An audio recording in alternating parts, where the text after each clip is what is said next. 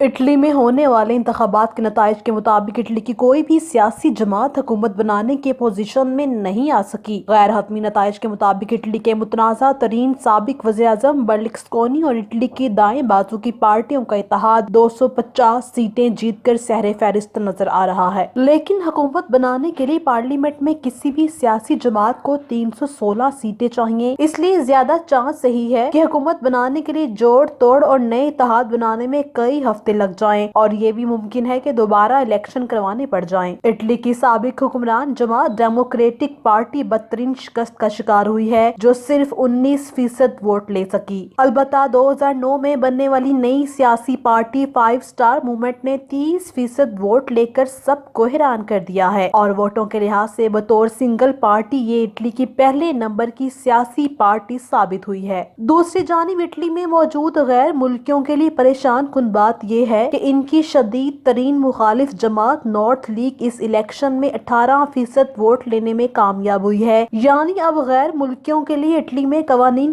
سخت ہونے کے امکانات ہیں۔ اسی طرح یورپی یونین کے خلاف جذبات رکھنے والی پارٹیز 5 اسٹار موومنٹ اور نارتھ لیگ دونوں کا پارلیمنٹ میں اتنی زیادہ اکثریت سے موجود ہونا یورپی سیاست میں بھی کافی ہلچل مچا سکتا ہے۔ اٹالین میڈیا کے مطابق الیکشن کا اتنا حیران کن نتیجہ پورے اٹلی کی سیاست کو بدل کر رکھ دے گا۔ رپورٹ محمود اصغر چودھری، جذبہ نیوز، یورپ۔